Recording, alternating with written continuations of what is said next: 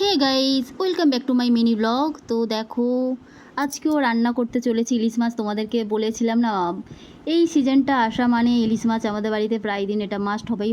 তো দেখো, কড়ার দিকে বসিয়ে দিয়েছি, কড়াতে তেল গরম হচ্ছে। তো আমি করছি 3 পিস ভাজা, আর তার সাথে তো ইলিশ মাছের তেল তো অবশ্যই মাস্ট, এটা থাকবেই। আর বাকি যে মাছগুলো আছে সেই মাছগুলো আমি সর্ষে পোস্ত কাঁচা লঙ্কা দিয়ে কাঁচা মাছের ঝাল করব। তো তোমরা কে কে কাঁচা ইলিশ মাছের এইরকম ঝাল বানাও তো আমাকে অবশ্যই জানিও।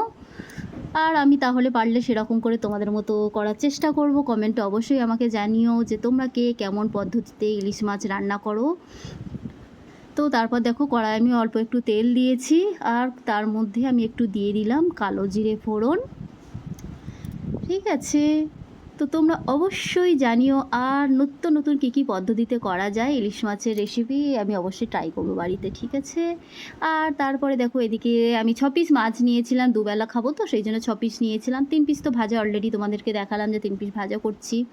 তো তার মধ্যে এইখানটায় আমি দেখো ইলিশ মাছটার ওই কাঁচা মাছটার মধ্যে আমি সর্ষে পোস্ত যেটা বেটেছিলাম, কাঁচা লঙ্কা বাটাটা, সেটা একটু সর্ষের তেল দিয়ে নুন হলুদ দিয়ে আমি ভালো করে মাখিয়ে নিচ্ছি। আর কড়ার মধ্যে এদিকে তেলটা তো গরম হয়ে গেছে, তার মধ্যে কালো জিরে ফোড়ন দিয়ে দিয়েছি।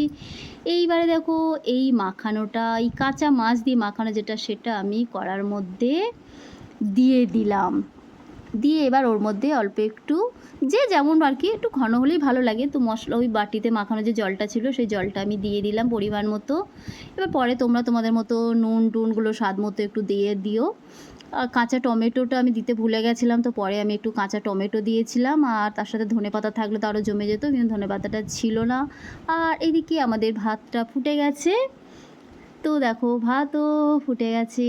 আর তারপরে লাস্ট আমাদের কী মেনু আজকে করেছিলাম সেটা তোমাদেরকে দেখাই। দেখো, ইলিশ মাছ ভাজা, মাছের তেল আর শুকনো লঙ্কা ভাজা। আমার কর্তামশাই ওটা ছাড়া ইলিশ মাছ ভাজা দিয়ে ভাত খেতে চায় না, তো সেটা হয়েছে। আর তার সাথে হয়েছে ইলিশ মাছের যে কাঁচা ঝাল, সেইটা। তো এই ছিল আজকের মিনি ব্লগ। কেমন হয়েছে প্লিজ অবশ্যই কমেন্টে জানিও। টাটা।